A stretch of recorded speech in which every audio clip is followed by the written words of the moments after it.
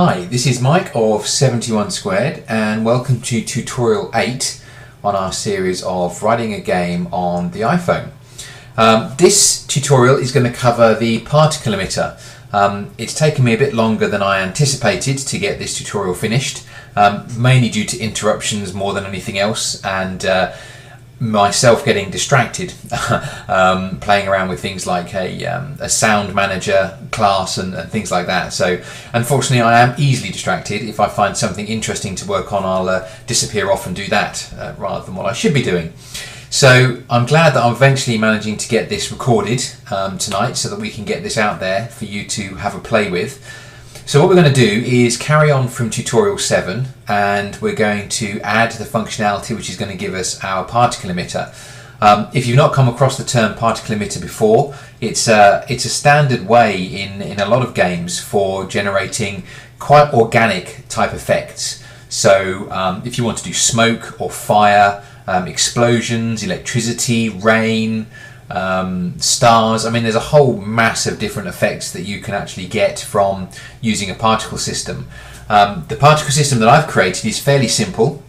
It's not particularly complex. There's not a mass of different configurations that you can do in it, and it's all based very much on what I was able to look at inside Cocos 2D.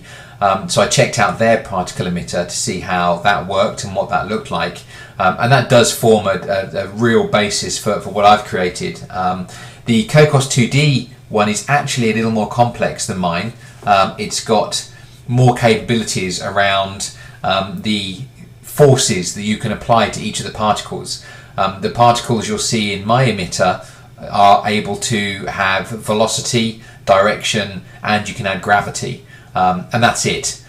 There are on the Cocos 2D one, you can also add a radial force as well, and you can also add a couple of other forces which are fun just to play around with. I've not added those. One, because for some reason I couldn't get them working in my implementation, not yet anyway, and secondly I just wanted to keep it simple, so that the maths is very straightforward, a little bit of vector arithmetic, nothing too hard for anybody to pick up, and also that makes it easier for me because I'm not so good at those things either. So that's what we're going to cover today. So I'll kick off and I'll open up our tutorial number 8, which I've got ready and waiting just here, and at the moment this is a copy of tutorial 7 and we'll just start from there. So the first thing I'm going to do is create a common header file up inside this common group up here. Last time when we created the singleton game state class, I talked about the fact that I'd got a couple of other entities in here which I've been using, and one of them was common, which is what I'm using inside the particle emitter. So what I'm going to do is I'm going to add a new file, except this is going to be a C++ file, and I just want a header. I'm not going to have an implementation for it. It's just a header file that I want to create. So I'll select that and I'll call it common. And in here I'm going to have a number of macros and other definitions which are useful for the particle emitter, as well as other bits and pieces that I'm going to be using throughout the game as well. So what I'll do is I'll just pick up that information and I'll drop it in here. Okay, so I'll paste that in. And what you'll see I'm doing is I'm importing the OpenGL-ES header, because there are going to be OpenGL types in here that I'm using, so we want to be able to get those definitions. I've then got 3 macros that I'm defining. One which is able to give me a random number between -1 and 1. Another which is giving me a random number between 0 and 1. And the third is able to give me radians if I pass in degrees. So if I pass in the number of degrees, I will actually get back the number of radians, which when you're doing some of the calculations using sine and cosine, they're useful to have. It's a useful routine, or sorry, useful macro to be able to call. I've then got my type definitions, and what I decided to do was to sort of bring all of these together in one place, so all of my type definitions are in one location and easy for me to manage.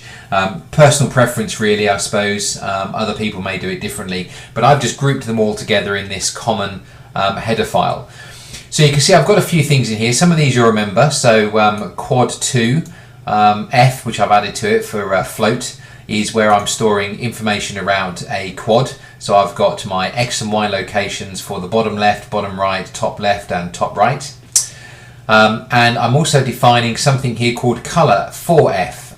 And this means it's going to take 4 floating values and it's going to be used to define color inside the particle emitter. So we've got red, green, blue and alpha. I'm also defining a vector as well, and the vector is 2 floats and it's holding the X and the Y, so pretty straightforward. And then the one that's interesting today, or the 2 that are interesting today, is one called particle, which is going to be holding information about each individual particle, and another one called point size, point sprite, which is going to be holding information about the point sprites we're using. Now particle I've defined as a structure. I could have defined it as a class in itself and actually used a class to define those things, but we need the particle system to be as fast as we possibly can. So to remove the overhead of using things like arrays when grabbing hold of information, I'm using a structure here just as they're doing in Cocos 2D, because as I said, this is very much based on their method and their code. And inside that I'm defining what really makes up a particle.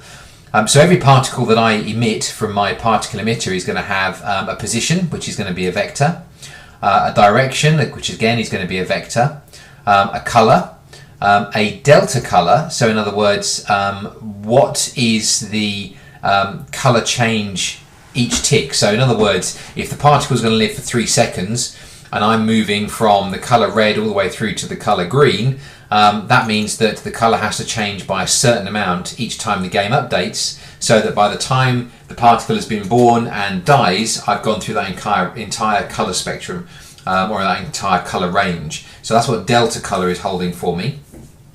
I then have the particle size, because each particle that we emit could have a random size, and I've got time to live, which is how long in milliseconds is this particular particle going to be alive for? How long is it going to be on the screen for?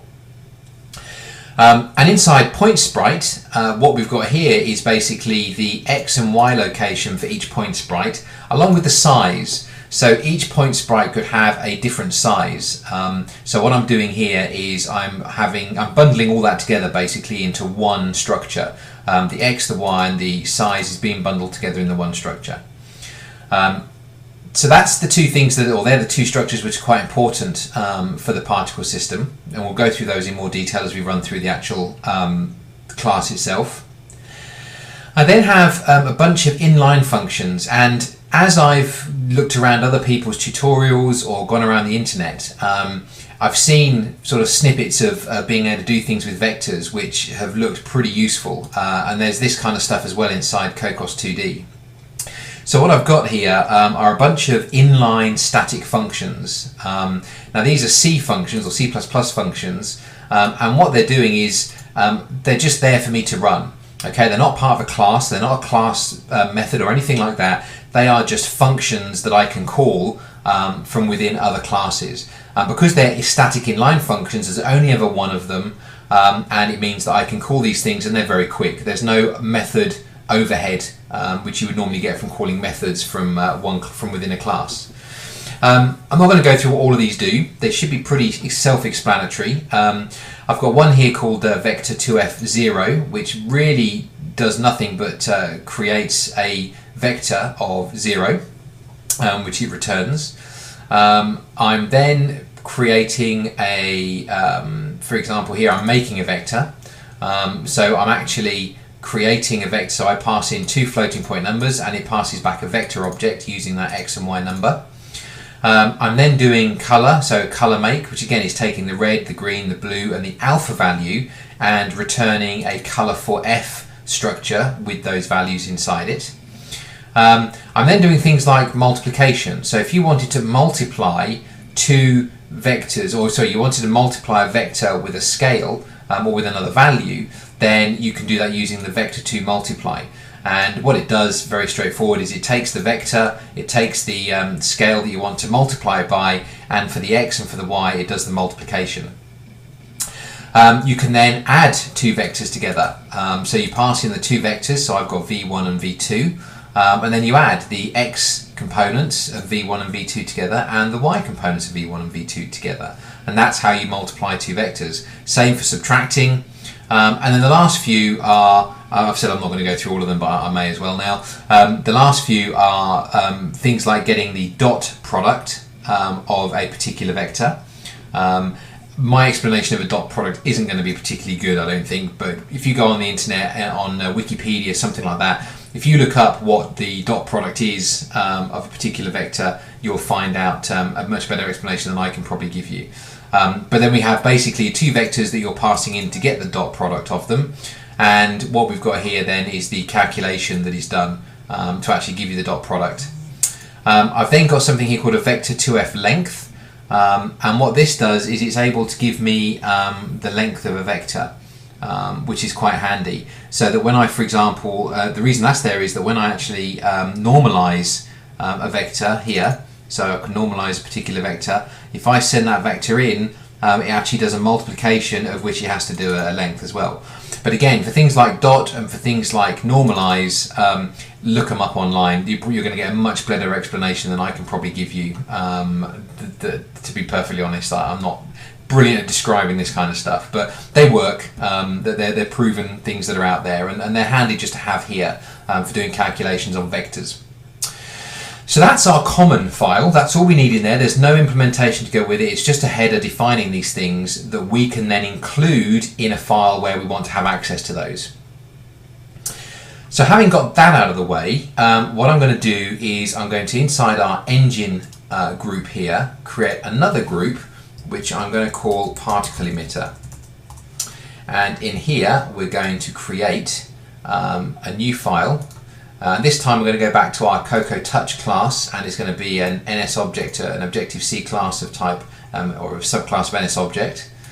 Okay, and we're going to call it oops, daisy, made a mistake there.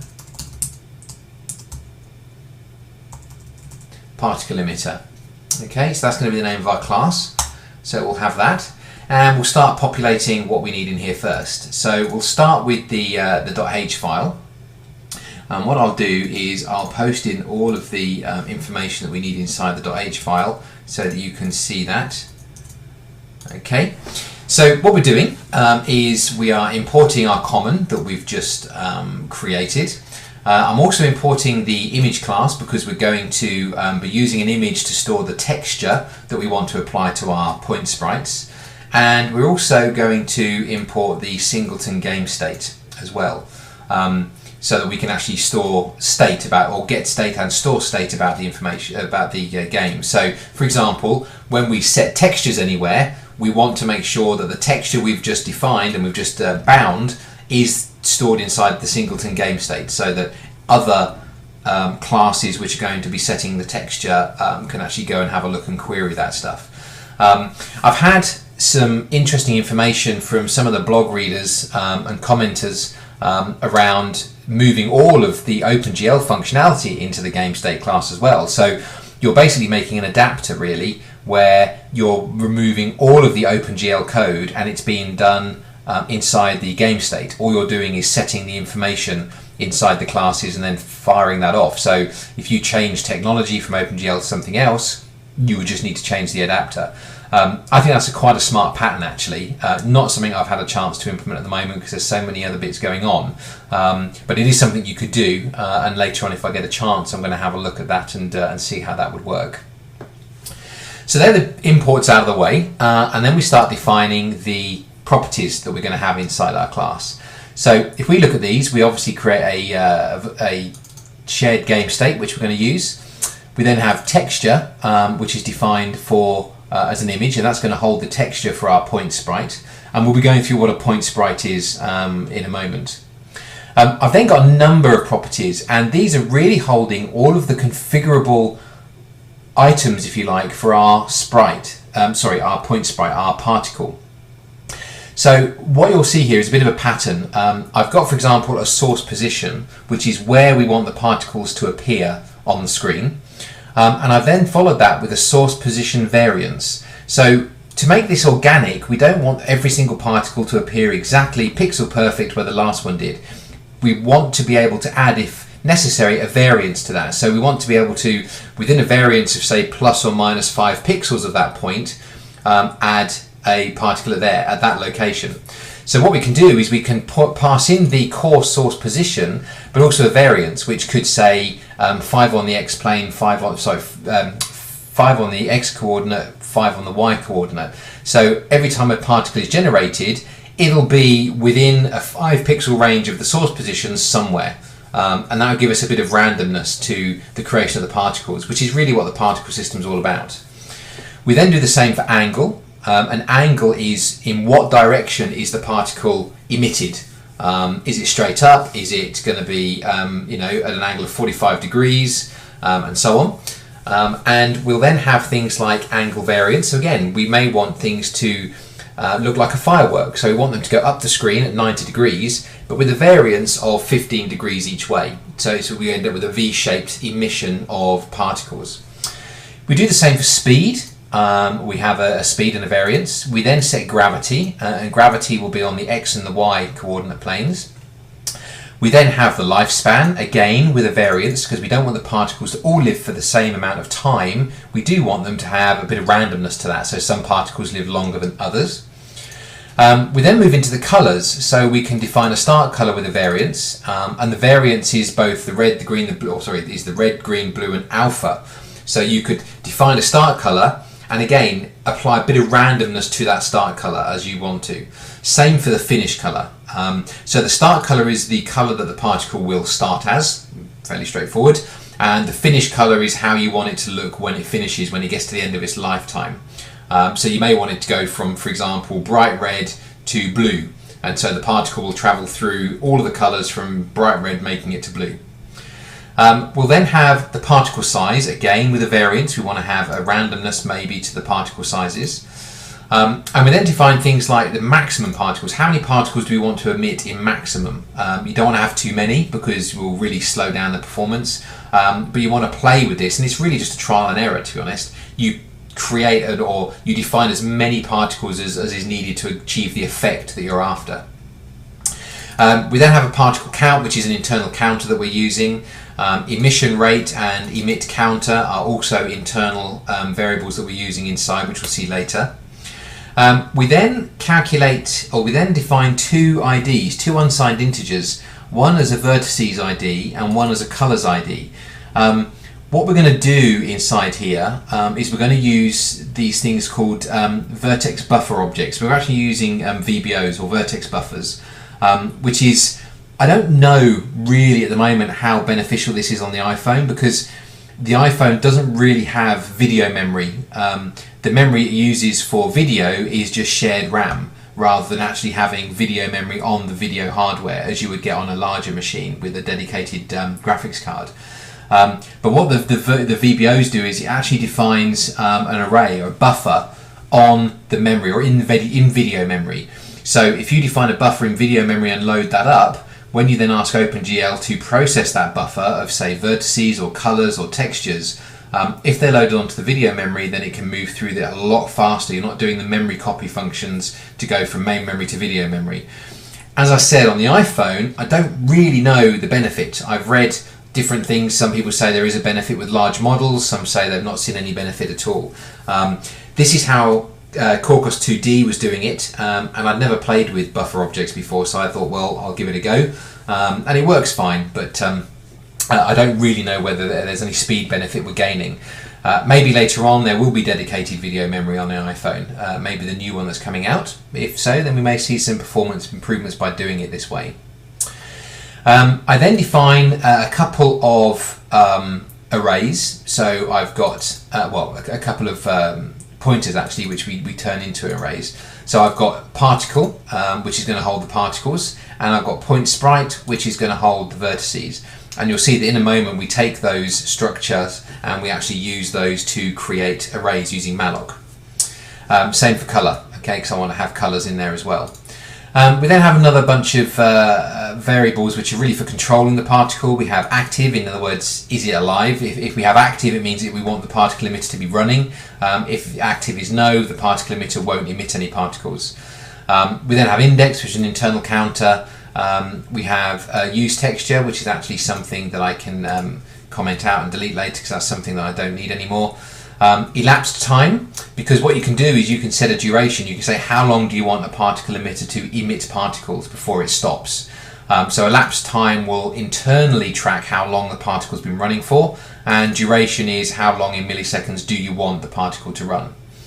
And then blend additive is allowing us to change the blending that's used. So if we do blend additive, we set the blend function, the GL blend function, so that it actually adds the source and destination pixels together and gives you much brighter, vivid colours. So that's quite handy to get some funky effects. So then we do the normal, which is we then go and do the properties for those and the assignments as necessary. Now I've assigned all of them basically because I think it could be handy that when you've created a particle emitter, you may want to change things in the emitter. So having the getters and setters to do that is something that's important. And then in terms of the actual methods, you'll see we haven't got too many. We've got one big initialization method which really takes all of the parameters that we've defined and sets them initially. We then have a method which we use to ask the particle emitter to render itself, so it renders all the current particles and where they are. We have an update method in here because we ask the particle emitter to deal with its own update, so that's calculating where particles should be moving to, what the color changes should be, etc. We then have one called add particle, which should really be a private method because we're actually using that just internally, that's not being called externally. Init particle again is an internal one where we initialize each particle we're about to use. And stop particle emitter is used to stop it. So if you want to shut it down at a certain time, you can send the stop particle emitter command and it will stop the particle emitter at that point. Okay, so that's the header sorted out. So we'll save that and we'll go and switch to the implementation, and we'll start to look at the real detail in here of how we actually get these particles to do things for us. So what I'll do is, oops, I'm going to click the wrong thing there. I'll go and paste in the code here. So at the top we are synthesizing our properties to generate the getter and setter routines, and then the first method that we go and create is the initialization method, which you'll remember from the header takes all of the information that is available for a particle emitter and starts to then assign it. So because we're assigning a new instance of a particle emitter, we go and grab an instance of the shared game state so that we can start to play with instance variables. We then check to see if the in texture name, now it's worth mentioning here that what we can do is, what we are doing is we're using point sprites.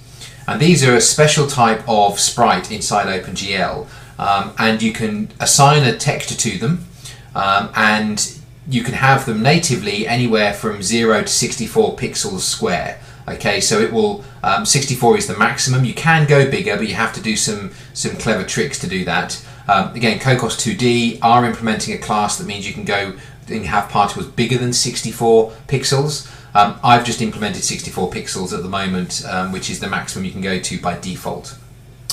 So what the particle emitter does is by using point sprites, it's a way of very, very quickly getting them onto the screen. So rendering point sprites is extremely fast compared to maybe just rendering textures and quads outside of that using draw arrays or something. But what I've got here is I'm assigning, and you can only have at any one time, one texture. Sorry, I had to say that. I don't actually know that for sure. There may well be a way of being able to render some sprites with one texture and then having another set of sprites for another texture. So when you go and do a render routine, the point sprites will actually get rendered with whatever texture you've assigned at that point. Okay, so at the moment I'm actually rendering all of the pixels with exactly the same texture. If you wanted to, you could break up your particles and say, well, I want to do these particles with this texture, these particles with another texture. There will be nothing stopping you from doing that. But for the moment, I'm actually just using one texture, which I am using to render all of the point sprites. But point sprites is just a really quick way of being able to get textures to the screen, which when you're rendering 500, 1,000, 2,000 points inside your particle emitter or particles, you want it to be quick. So the point sprites gives us that performance that we're after. Now, if you don't assign a texture, what it will actually do is it will just go and generate a quad for you. I believe you can get it to generate triangles as well, and other shapes, but I've not tried that. So if you didn't give it a texture, you would just have squares coloured as you want to colour them, of the size that you've asked for, and it would render those as your points. If you supply a texture, then the texture will actually be applied, and the texture will be scaled. So you could supply a huge texture here, but the maximum texture that it would show is 64 by 64. So as you set the point size, the actual texture that you apply does get scaled. Okay, so the texture gets mapped inside that point as you would expect.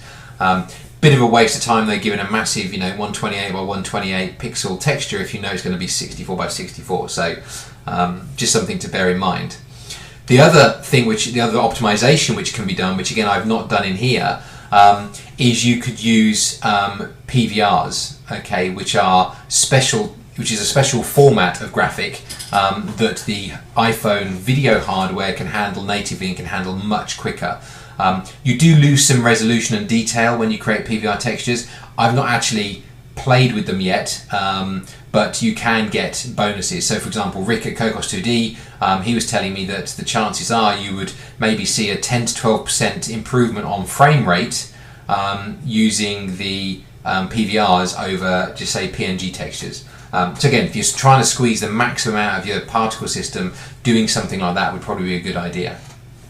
For the moment, we're taking a texture, so what happens is that we pass in a name, and that name gets created. We use the image class to actually turn that texture name into a texture, and that's what we're going to bind.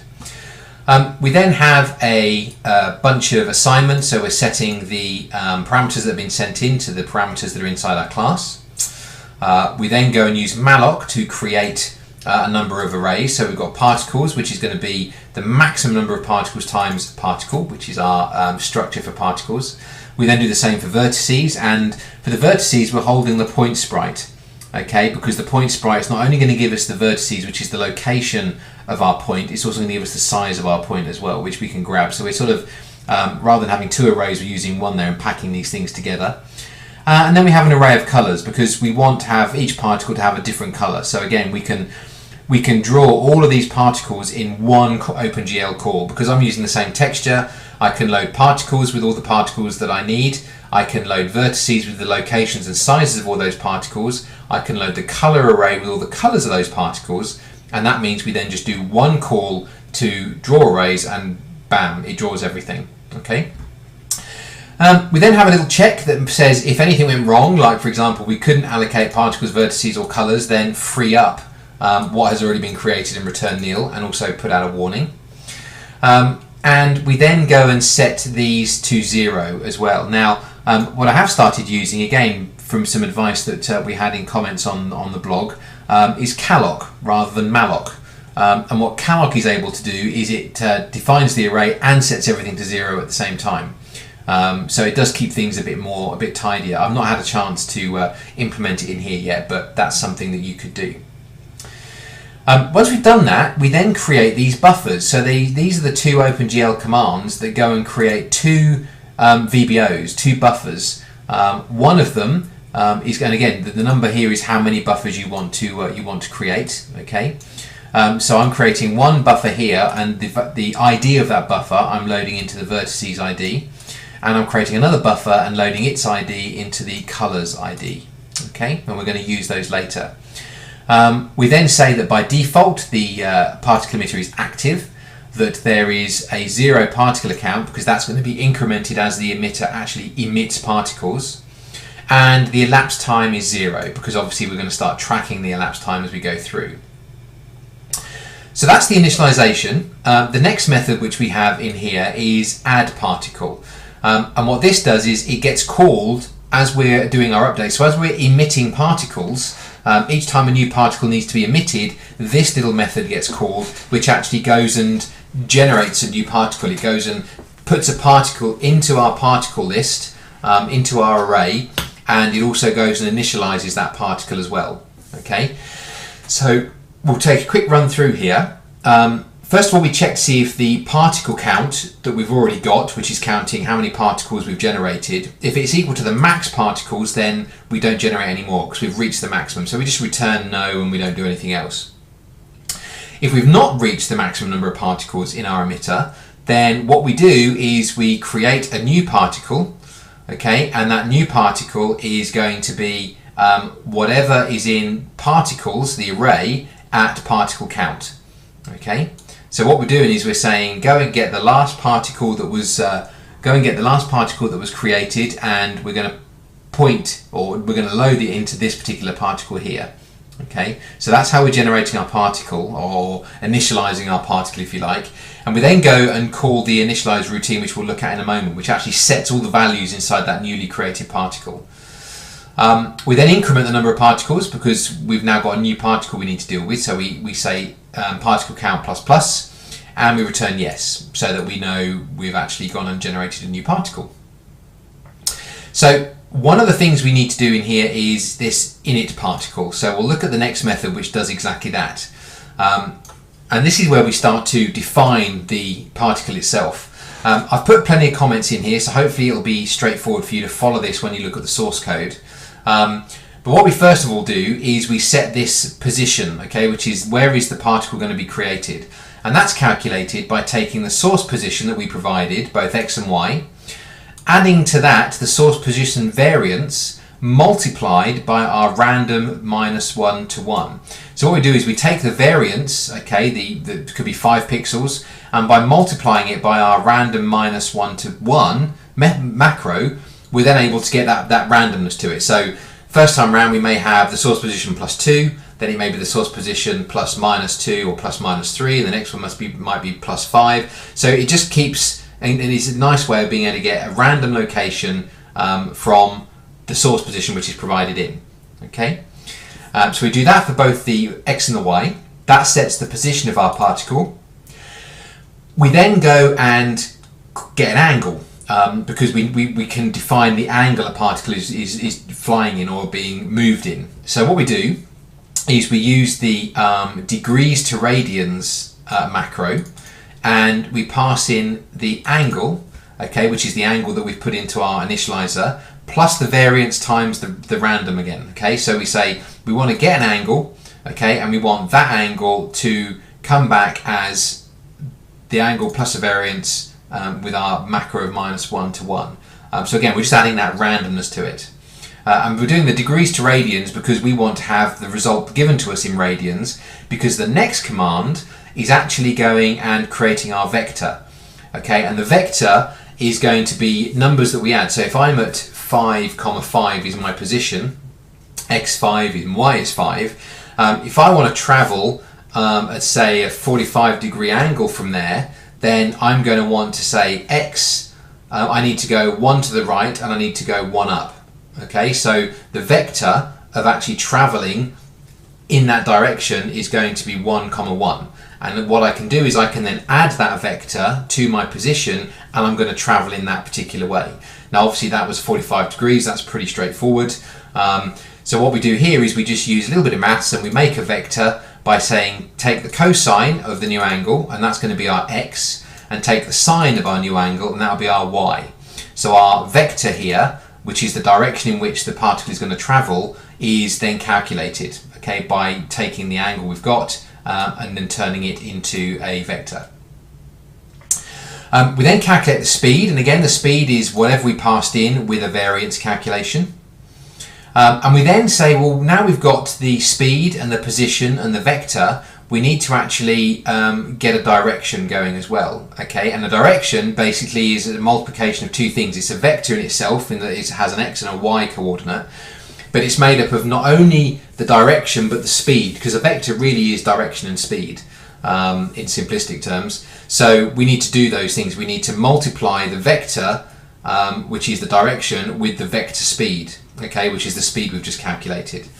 So what we do is we say inside our new particle, and you'll notice there's a little bit of different syntax here. If you're used to C or C++, you'll recognize this dash and an arrow. What it basically means is it's a bit like the dot syntax inside Java or even inside Objective-C. We're saying the particle object, okay, which is the particle that was passed into this particular method, we want to set the direction component of that, which remember is a vector2 type, to whatever the result is of this. So what we do is we multiply these two things together. So we take the and when I was talking about vector speed isn't a vector, it's a scalar, so it's just a number. Okay, so speed is being calculated as just a scalar or a float in our example. So sorry, I may have confused you there. So what we're doing is we're saying take our vector and multiply our vector using the vector speed. Okay, and we remember earlier we had a macro which did that multiplication for us. So by passing in our vector, which we calculated up here, and by passing in the vector speed, which we calculated here, we end up with a new vector with a new x and a y coordinate, okay, which is basically now the vector and speed all in one vector object. And that becomes the direction that our particle is going to travel in. So what we'll keep doing is we'll keep adding that direction vector to our position vector, and that will cause the particle to move. Okay. We then go and set the particle size of our particle, again using the size and the randomness that we've seen before. We'll then go and do the same for time to live. So we take the time to live element of our structure and we'll say take the value we've provided and also randomness of it. And we'll then start to calculate the colours. So first of all, we'll set the start colour by default to be 0. Okay, so we're basically creating that. And then we say the red is equal to the start colour red element. It's then equal to the green element, the blue element, and the alpha, and again with a variance. So we take the variance values for those as well. So that gives us our start colour. We then do exactly the same for the finish colour. Okay, we take the finished colours red, green, blue, and alpha, and to each of those we add the variance red, green, blue, and alpha multiplied by the random number. Okay, so we're getting our randomness again. And then what we do is we say, right, so we've done that, but the colour of the particle, because it's a brand new particle, is going to be start. So the start colour, which we define just here, is set as the core colour of the particle, because that's the colour we're going to start at. Earlier, I also mentioned something called delta colour, and this here is where we calculate delta colour. And what we're doing is we're saying, so delta colour is a colour itself, and the red element is going to be the end red that we've defined, minus the start red that we've defined, divided by how long we've got to live. Okay, so if red is going from, say, if red is going from 1, so fully red and the start colour, to 0, which is going to be no red at all, and the end colour, we do that, and the difference between the end and the start is going to be 1, and then we divide 1 by the amount of time the particle has to live, and that will give us a value. And basically that value is how much we add to the red element of the colour each time we update a particle. And that will guarantee us that we're moving from 1 at the start of the particle's life all the way through to 0 at the end of the particle's life. Okay, and we do that for the red, the green, the blue, and the alpha. And that's it. At the end of that, we've gone and created our particle. Okay, so we've created a particle which is going to sit at particle count, and we passed it into initialized particle here, and that's now corrected. Now, this does take your head a little time. Certainly took me a little time to get my head around this. What we're doing is we've created this array, okay, this array called particles, and the particles array has been allocated in memory to be the size of the max number of particles we're going to have. All right. So when we created a particle here, what we did is we took the last particle that had been created, so in other words, the current count, okay, duplicated it. Okay, so put its contents into this particle object, if you like, and then we upped the particle count. Okay, so what we did is we took the last particle we'd done and we upped the particle count. All right, and this particle here we passed into the init particle routine. Okay, so I hope that makes sense. I hope I've described that in a way that's fairly clear. But that's really what we're doing. So I'm going to scroll down now. And once we've created our particles, every single game loop now we're going to want to call the update method inside our particle emitter, and that's going to allow us to update the particles. So we don't want to have to go in and update all the particles, you know, on their own. We want the emitter that knows about all the particles to just do that for us. So we just say for each game loop, emitter, go and update the particles, and we pass in the delta time so it can use that in any calculations it's doing. So what we'll run through what the update does, and inside here, first of all we do a quick check, and we check to see if the particle emitter is active, and we also check this thing called emission rate. Now we haven't talked about this, but up in the initialization part of the class, which is just here, you've got something called emission rate, and the emission rate is basically the maximum number of particles divided by the lifetime of the particles, okay, the max particle lifetime, if you like. And what that does, that gives us a number, and it means that what we can do inside a calculation down here, okay, where we're actually, oops, gone too far, where we're actually doing our update, it means that we can use those values to make sure that we're emitting per second the right number of particles, okay, because we want to basically emit, if we say 500 particles, we want 500 particles to be emitted per second, and that gives us a nice particle flow, if you like. So as long as we've got an emission rate which is positive, and as long as we've got the particle system is active, then we drop into the loop. And inside the loop, we first of all calculate this thing called rate, where we say 1 divided by the emission rate. We then do emit counter is plus equal to delta, okay, so it starts with a 0 and we just add delta to it. And then we do a quick loop. So now we've calculated those, inside the loop we say, well, as long as the number of particles that we've got currently active is less than the max particles, and as long as our emit counter is greater than rate, okay, which are these two things that we're calculating here, then go and add a particle, which we saw a bit earlier. Okay, so it's going to add a particle or configure a new particle in our array and add an increment particle count. So that new particle will now be included in the loops that we're doing as we go round. Okay.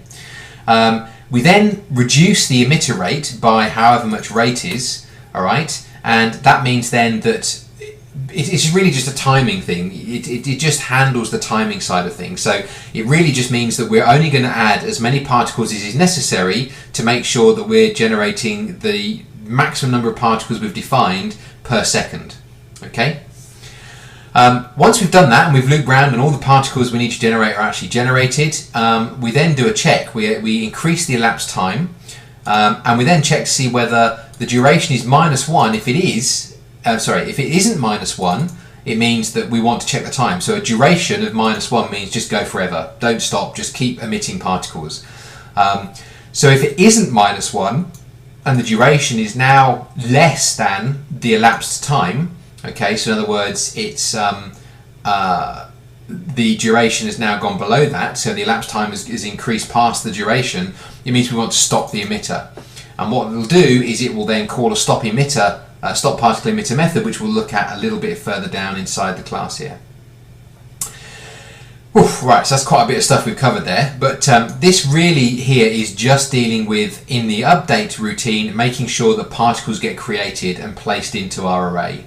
Okay, and then once it's done that, it then makes sure that all the particles that are in the array get updated and moved.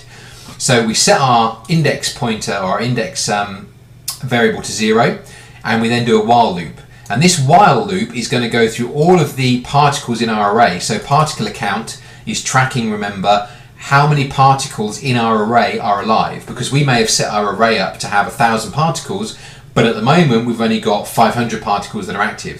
So we don't loop through all 1,000 entries in that array, we just loop through the ones that are active at the moment. So as we loop through, we grab the particle for the particular index that we've got, and we then check to see if the particle is still alive. Okay, so if the time to live is greater than 0, because what we're going to do is we're actually going to keep deducting delta from the time to live. As long as it's greater than 0, it means it's got some time to live still. So we want to process it. It's going to move, it's going to change. So if it's greater than 0, we then do a few things. First of all, we set the direction of our particle. Now remember, direction is a vector that we calculated when we were initializing our particle. And when we initialized it, the direction vector was calculated by multiplying the direction, or the vector, the direction vector if you like. We just called it, these names are a bit confusing and I apologize for this. But we took something called vector, which was actually holding the direction in which we want to travel, and we multiplied that by speed. Okay, and that gave us our direction vector. So now we've got that, we want the particle to move in that direction each time we go. But one thing we have got is something called gravity. Okay, so what we do each time we go through here, we take the direction vector, all right, and we add gravity to it. Okay, and gravity is another vector holding an x and a y value. So we use the vector 2f add, and we say take the current direction for the particle we're processing and add to that gravity. And it means then that if you've got gravity defined, you may have particles that shoot up into the air, but eventually if they live long enough, you'll see them curve and come back down to Earth again. So gravity is being applied to each particle. Ignore the next commented out line, that's where I was just playing around with adding delta to that and getting some strange results. I've commented that out. And we now add the position. So we've got the direction calculated now based on gravity, and we now take the position of the particle, which it is now, and we add to that the direction that we've just calculated. So again, we use the vector 2f add, and we say add the position of the particle currently with the direction, and that will give us a new location for our particle in the direction and at the speed and with the gravity that's affecting it. Okay. Now in the Cocos 2D implementation, they've got both tangential and also radial forces being applied as well. So I haven't got those in here. If you look at the Cocos 2D source code, you'll see how they've implemented that, and it should be easy enough to plug it in. But I've just kept it pretty basic at the moment. And to be honest, I've not really yet come across an effect I need to do that would need me to add those into this particular method. So we've calculated the direction and the new position of our particle. So what we do now is we reduce the time to live. Okay, so we take away delta. So each time we go through the particle, we remove some of its lifetime, so eventually it dies. The next thing we do is because we've calculated pretty much all of the updates we need to calculate to the particle apart from color, which we'll do in a moment. So what we do is we now load that particular particle's details into our vertices array. Okay, so this is our vertices buffer that we've got. All right, so what we do is we take vertices and for the particular particle that we're at, we go and set the x location to be whatever the particle's x location is, and we do the same for y. And also within vertices, we set the size, okay, to be whatever the particle size is of this particular particle. Because we're using this packed, so what we're going to do is when we actually go and do our draw arrays, we're going to use a step, okay, inside our array, which means that it will know that these two positions are what we're going to be using for the location, and this third position is going to be where we grab the size from it. Okay, by doing a stride, they call it. So we'll be striding through the data. So there'll be some data that we're just stepping over.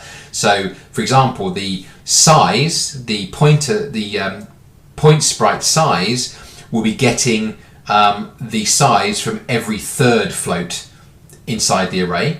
Okay, stepping two in between, and the point sprite vertices, so in other words the x and the y location, it'll be taking those and doing a stride of one float in between. Okay, and that's how we're able to use a single array and stride through the data in different ways. So then what we need to do is we've done all of the other updates, so we need to update the color of the particle. Okay, so again we do that by saying take the color which started off as the start color, and we add to that the delta color value that we calculated times delta. Okay, so delta is the time that's passed. We take that, multiply it to our delta value that we calculated earlier, and that will increase red by as much as is needed to make sure it transitions from start to finish in the lifetime of this particle. What we then do is we say, and for that color, we take that color and place it into our colors array, okay, which is this line here. And we then increment our particle index and we go around again, okay, because obviously we jump the else because we say that this particle had time to live.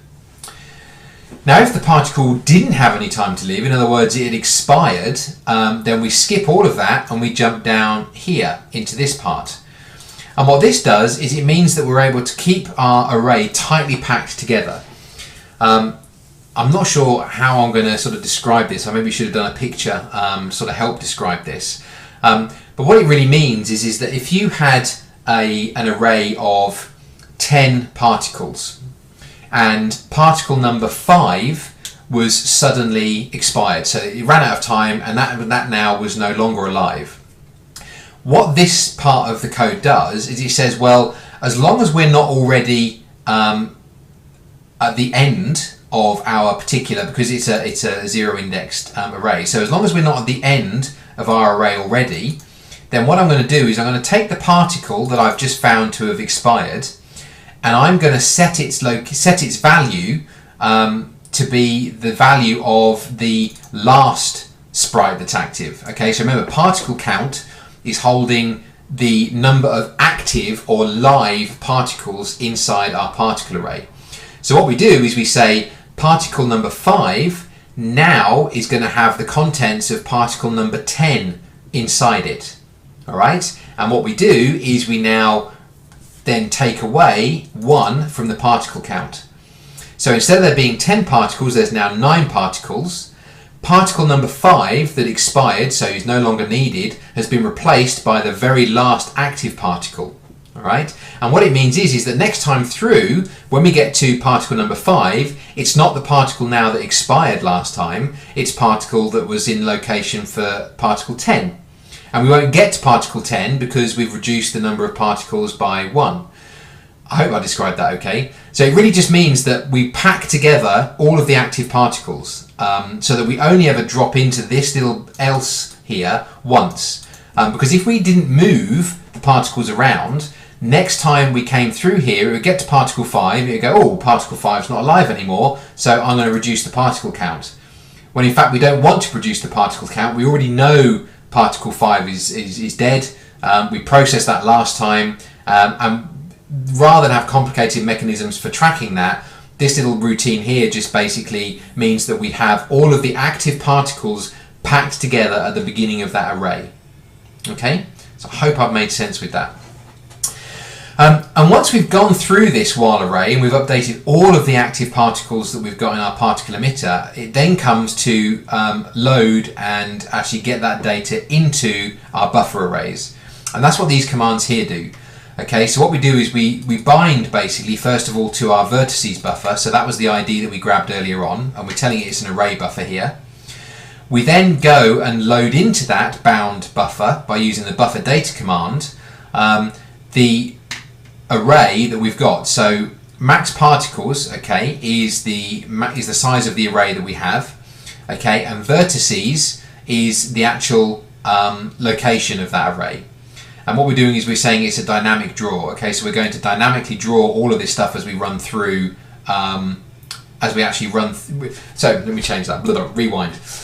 Dynamic draw means that as we go through this buffer, we actually draw each one as we go through, rather than drawing them all but not actually drawing them to the screen, which again I probably didn't describe very well. I'm not doing very well tonight, am I? It's getting late, or early should I say. But have a look at the command. If you look it up, again, they'll probably do a much better job of describing that functionality than I just have. But basically what we're doing here is we're saying for the vertices, bind to the vertices array and point it to the vertices array that we've created. And then do exactly the same for the colors array, okay? And then lastly, we bind to 0, so we unbind buffer so that we know that we're not bound to any buffer at all, so we can't get confused later on by thinking we're assigned to a buffer that we're not.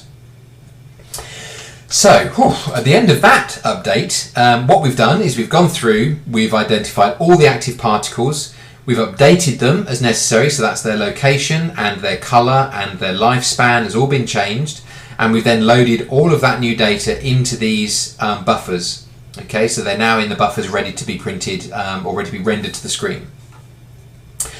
Now, in that update method, we talked about stopping the emitter, and if we do need to stop the emitter, then we call this method, which basically sets the emitter to active no, sets the elapsed time to 0 and the emitter counter to 0, so that the particle emitter hasn't been deleted, it's just stopped being processed. Okay, so update is going to be called maybe, but it won't generate any particles. If we wanted to reactivate that emitter, all we would need to do is set active to yes, give it a duration, and off it goes again. It will start working. Okay. The next method is rendering. Okay, so this is where we're going to render our particles to the screen. So the first thing we do is the same trick we've been doing in our last lesson, which is where we say if a texture has been passed in, because we may not have sent a texture in, but if we have, and it's not the same as the texture that is currently bound, then we enable the texture and we bind that particular texture. And then we set the game state bound texture to be whatever it is we've just bound to, okay? Because we may, well, the chances are we won't be using the same texture that's already been bound, okay? So that's just keeping it, the game state intact. We then enable blending, just here. And we then do a quick check which just says if blend additive has been added, then we're going to use this function here, which is GL source alpha and with GL1. And it just means that we add the pixel, both the source and the destination pixel together, and use with the alpha as well, so that we get a much brighter, more vivid. So think that the particles will actually merge together, which when you're doing things like explosions or fire can give you some really funky looking results. To be honest, I mean, that's what I've seen other people using, that's what Cocos 2D uses, and the best way to get your head into the blend function is just have a play. You know, change those settings. There is a number of different source and destination settings. Have a play with them and you can get some sort of negative effects and all sorts of bits and pieces. So have a play and you'll start to then work out what the blend function does. If blend additive hasn't been set, then what we do is we use our standard blending, which means that we've got alpha being used, so it'll actually handle alpha properly. We then have to go and enable a couple of items here. So one is we enable the point sprite OES. Okay, so point sprites are an extension to the GL specification. So what we do is we actually enable that to say that we're going to use point sprites, and we then go and set the texture environment for point sprites as well. Okay, so what we're doing is we're saying we're going to be replacing the coordinates for the point sprites, etc. But again, go through, have a look at the documentation. It'll give you a lot more information than I just have about how to configure that point sprite.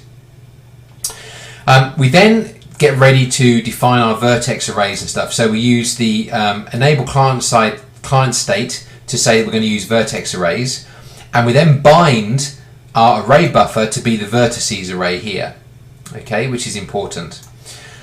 We then say that our vertex pointer, okay, which means that we're going to be using whatever array has been defined up here.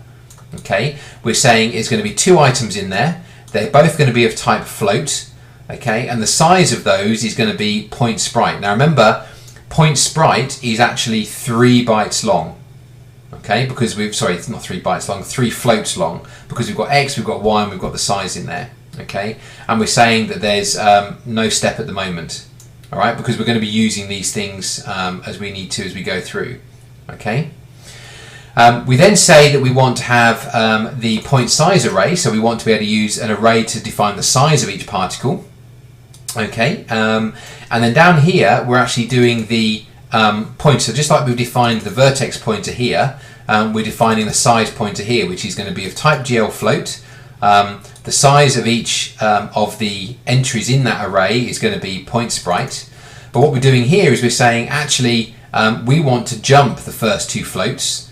Okay, so it's basically going to be every third float is the size, and that's what this is doing here by using size of multiplied by 2. This is the stride that we're defining. Okay. Lastly, we then say that we want to use a color array as well, because we want to define the color of the sprite using an array, and we then bind to the color ID buffer. All right, and then we do color pointer. So we say it's going to have 4 floats in there. We're not going to have any strides or anything, and we're going to start from 0 in the array. So it's going to zip through the array of colors. So that's everything set up. We've gone and defined the location of our point sprites. We've gone and defined the size of our point sprites, and we've gone and defined the color of our point sprites, all by using 3 different arrays which have been loaded into VBOs. So the last thing we need to do is, having set all those things up, we then do a call to GL draw arrays. Okay, the bit at the front here is, instead of saying drawing triangles, so normally we'd have something like GL triangles, it's GL points, so it knows that we're drawing points. We're starting at the beginning of the array, okay, and we're running for as many particles as there are. Okay, so particle index contains how many particles we actually want to run through. So particle index is being used to define how many particles we're going to render to the screen. And when we've done all of that, we basically unbind our VBO by doing a bind to 0, and we then go and switch off all the things that other parts of our classes or other classes we have may not be using. Sorry. And that's it. That's the render. We've basically, in one single draw command here, rendered however many particles we've got, 500, 1,000, 2,000, all been rendered in that one, because we've gone and configured the vector, the pointer size, and the color arrays previously. Okay, so that's really cool stuff, and that does certainly help performance. It does take you sometimes a while to get your head around it, but just have a play with that source code, and you'll soon work out what it does if you've got any confusion. And then lastly, we do a deallocation. So once we actually have somebody destroy a particle emitter, we free up all the resources that have been taken up by the 3 arrays. We go and delete the 2 VBOs that were created, and if there was a texture that was done, then we release that texture as well to clean everything up. And that's pretty much it. That is our particle emitter. So all that's left is to actually have a look at how we implement it and see what it looks like. Okay, so what we're going to do now is have a go at actually implementing that and getting it to do something. But first of all, what I'll do is I'll just quickly build the project to make sure I've not introduced anything too silly, which the build has been okay, which is good. So what we'll do is we'll now have a look at putting in the code to actually get one of these particle emitters up and running. So first of all, inside my EAGL view, I need to make sure I'm importing our newly created particle emitter class, like that. And what I'll do at the bottom here is I'll just create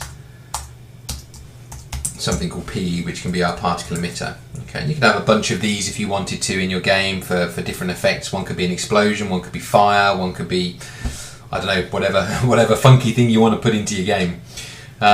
So we'll do that, save, and we'll drop into the implementation, and I'll just scroll down to our initialization here. Now while I'm down here, I've actually added a little fix in here, which is this line. What I noticed inside the last set of tutorials was that I wasn't setting up last time initially. So the first time you run through the game loop, there isn't a last time defined, which means that the delta is enormous, absolutely enormous. And if you're using the tile map and you're scrolling the tile map, and because last time wasn't set, you would end up adding a huge delta value to the location of the tile map, and it would just vanish. It would like shoot past and it's gone.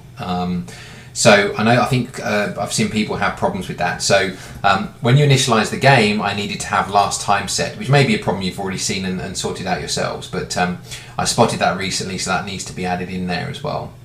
But what I'll do is above that, I shall say init particle emitter, and I'll just go and grab, because it's quite a big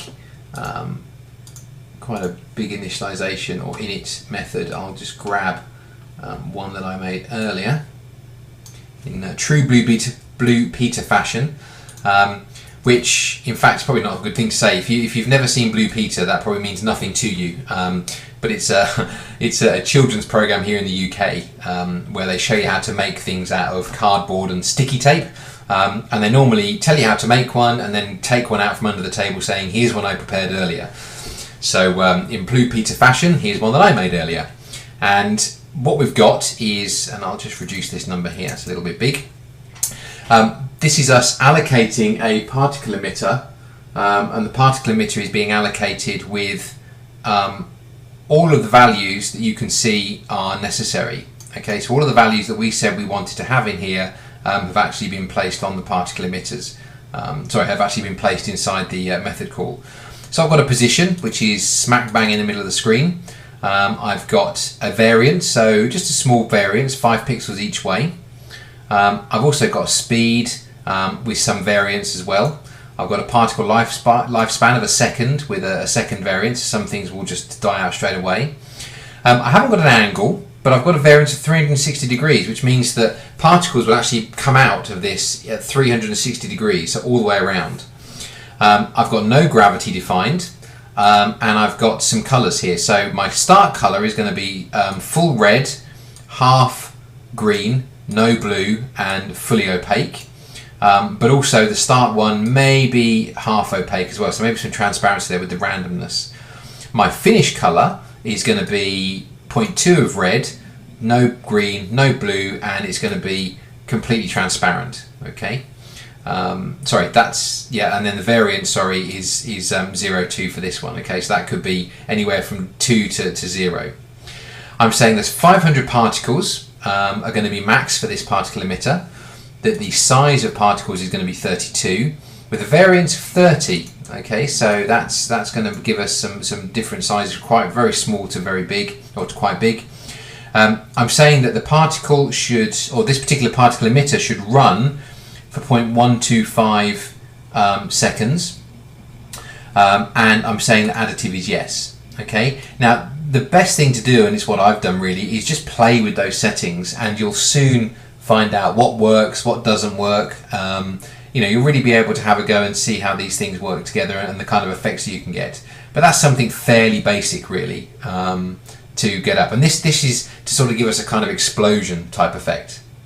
Okay, so what I'm going to do is I'm going to scroll down now. Now, one thing I'm going to do here is I'm going to remove this multiplied by 1,000. And I know this might muck up your timings a little bit, but it's definitely worth doing, because basically by having the multiplied by 1,000 there, the particle system doesn't work as it should because the timings are wrong. So what we want is we just want pure milliseconds straight, rather than having any division by. So what it means is that I need to increase these figures. So rather than doing 0.15 for my message, I'm going to say 120. Instead of for my map that's scrolling, instead of saying 0.1, I'm going to say 60. Okay, and that will just give us the right speeds because I've taken the multiplied by 1,000 away. But play with it and you'll see the kind of differences that you can get. What I'm going to do in here is I'm going to say P update delta. Okay, so remember we said that the particle emitter is responsible for updating itself. So we just call the update, pass in delta, and it goes and does everything we need it to do. Okay. So I'll build that, make sure there's no errors showing, which there aren't. And we'll then move down to the render method down here. And what I'll do is I will uncomment out these two items here, so we've got them running as well. And I'll just say PE render particles. Now it doesn't take a location like these other things do, because we've already defined a source location for it. And it's already gone and it's working out for itself where particles should be each time it goes to an update. So what we do is we say particle emitter, please go and render yourself, and it will go and render itself. Now the last thing I need to change here is that because I have removed that multiplied by 1,000, I need to change the timing of my animation, which if it's 80 and it used to be times 1,000, now means that it should be 0.08. We'll do that. So we'll build. Okay, and that's alright, and we'll give it a run, and we should see a single explosion go off in the middle of the screen. Okay, which it did just there. Now what you will have noticed was that they were big squares. So what I'll do is I'll stop that. And the reason for that is that I've given it a texture, so I've put in the name of the texture I want to use, but that texture isn't actually inside my project. So inside my images folder here, or group, I'm going to add an existing file, and that's going to be inside graphics, and it's called texture. So I'll add that, and I will copy it into my project. Okay, and if I run again, Okay, we see that's a much nicer explosion.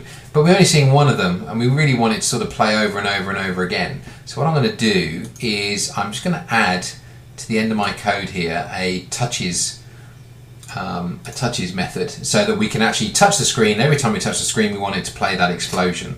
So I'll just add the method that I need to use here,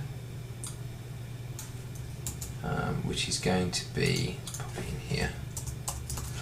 here. So I'm not sure if you've used touches yet or not, but basically there's three different Cocoa Touch API methods that get called. One is called touches began, one is called touches moved, and the other one is called touches ended. So when you tap the screen, when you first touch the screen, that fires the touches began. If you touch the screen and then move on the screen without taking your finger off, that's a touches moved. And if you then take your finger off the screen, that's touches ended. Okay, so we were covering this in other tutorials, but that's what these things are doing. And what we're going to do in here is say whenever we touch the screen, we're going to say PE set active to yes, so we have reactivated again. And we also do PE set duration in here as well. And what we'll do is we'll say 0.125 float, which was the value we had before, and save that. So if I run that now, hopefully each time we touch the screen, nothing will happen. Okay, let's go back and have a look and see what's going on there. Right, so silly me, I've gone and copied in this signature here, this method signature here, which is actually the wrong one. This piece at the end is something I've tagged on in my project where I'm playing with, so we actually don't need that. That's why it wasn't recognizing the signature and calling it.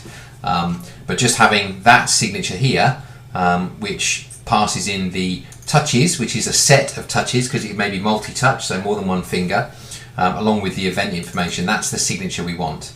So if I run that now, having made that change, every time we tap the screen, there we go, we get the explosion. So you can see as I tap the screen, we get that nice explosion looking effect. Okay. So what I'll do is I'll actually go back in here and stop rendering the other stuff so that we can see more clearly the particles. So if I just come up here and I'll comment that stuff out. So run it again.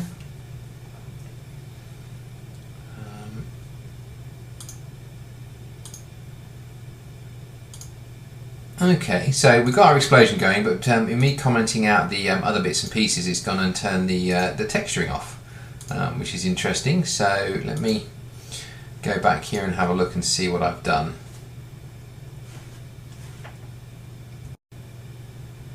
Okay, so look, if I run this, get the squares. Now, I wonder what's happening there. So I've obviously found a bug, which is a little bit frustrating because I've been through this a few times now. But I think it's the first time I've gone and switched off all other rendering and just had an explosion on its own. So let me have a look in the particle emitter code. So I'm doing my checking for the textures here.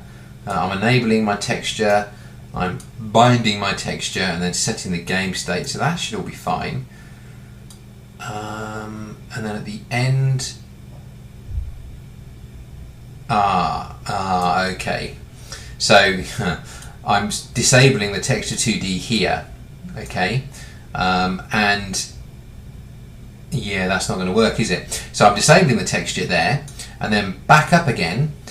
I'm not enabling the texture unless I'm inside this loop. Now, because nothing else is being rendered at the moment, this loop's going to say, well, I don't need to, because yes, there's a texture, but the actual texture that's bound is the same as the texture that I've got. So I'm not going to bother doing any of this, which means that we don't enable the GL enable 2D texture, which I need to, otherwise texturing doesn't get used. So if I cut that out and actually place that up above like so, we should get back our textures. There we go. Right, so back to where we were. So you can see we've got our texture exploding here every time I tap the screen. It's like, and these are the kind of things I'm going to use for my explosions because I think they're pretty cool. I think they're really smart compared to sort of like a sprite sheet explosion that you could get. So one thing I will do is I will just quickly go back to where we've initialized it here and make that 160 by 240 so it's in the middle of the screen, because I had it in the wrong way round before. Boom, there we go. So we've got our nice little explosion, and we can have a play. So what I could do is I could take this all the way up to 64 pixels, okay, the maximum width we can have. And we get, as you can see, much bigger pixels, okay, or sorry, much bigger point sprites.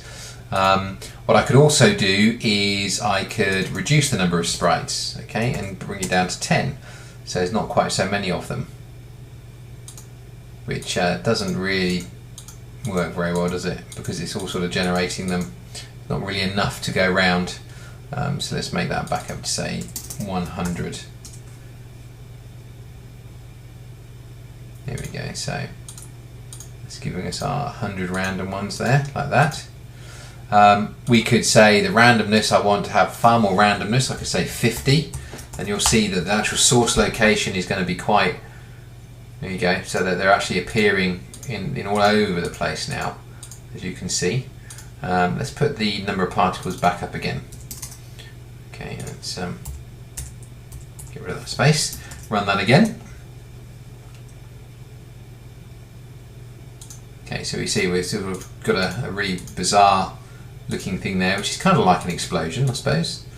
What other things could we do? We could, let's say we could set the duration to be -1, and we'd need to do that down in the touch method as well. Where did I put the touch method? Here we go.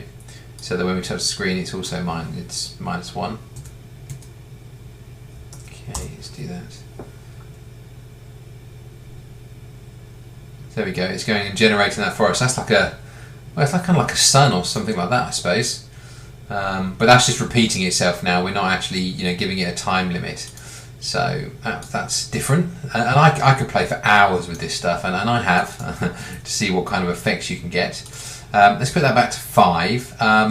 Let's put the angle to be 90 degrees, okay, and let's say the angle variance is 15. So this is now going to generate pixels going up the screen in like a fan shape. So there we go, and we've now got a flame. We've got a pretty cool flame looking approach. It's a bit big, so what we'll do is we'll drop this down again. I'll drop this down to say 25 with a variance of 15. I'll run that again. There we go, and we've got like our flame. So I mean, you can just come up with some really cool effects here, and because we've given it a fairly good size variance, you get the little ones sort of popping up from the top as well. And we could say, well, actually, I want to have that a little bit blue. So we could actually say I want the end color. So we've got red, green, and blue. I want the end color to be quite blue. So if we make it 1, let's see what that looks like. Wow, funky, sort of like a plasma type flame.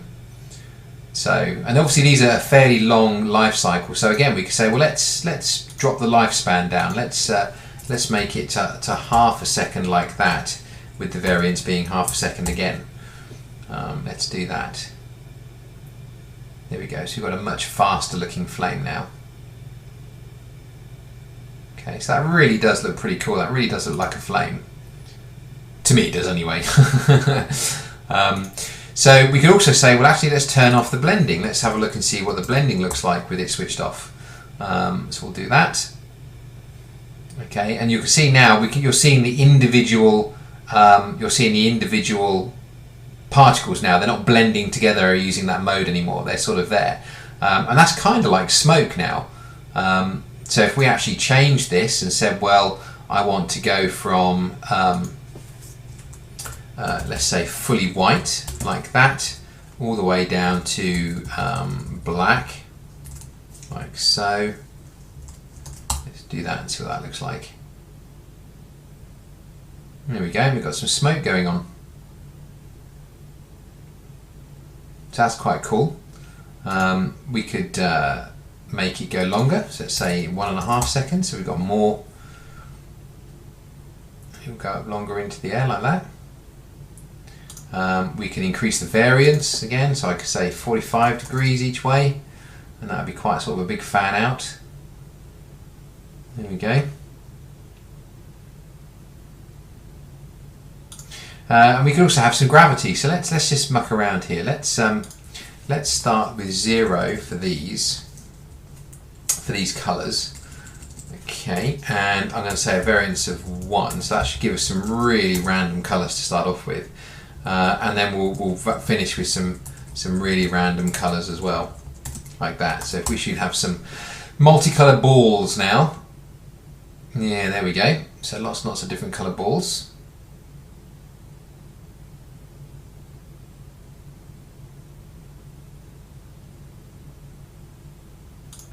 In fact, I'm going to have 0 for that one, so that everything it will phase out at the end nicely. There we go.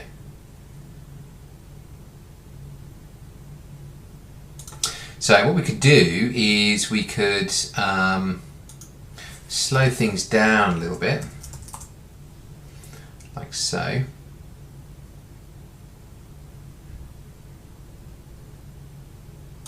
And we can add a bit of gravity. So if we add gravity, Y gravity, let's have a look, negative, so we want it to go down the screen.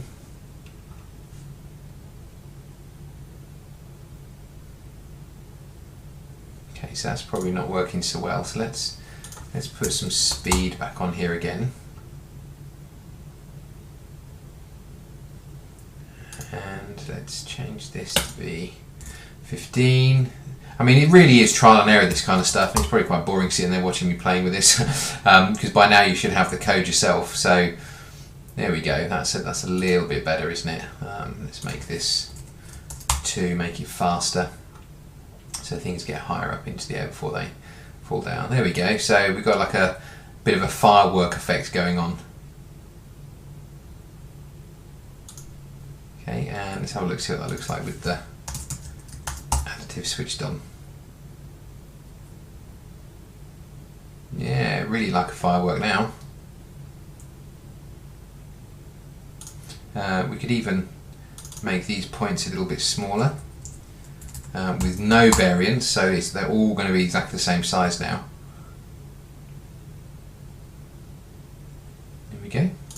So it really is fun. You can just play around. You can make up your own ideas, make up your own points, your own settings, and hopefully come out with some pretty cool effects.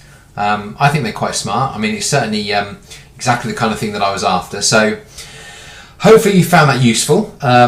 It's quite a complicated one to go through, and I think there's maybe some things I've not described as well as I could have done, and I must apologise with that, or for that.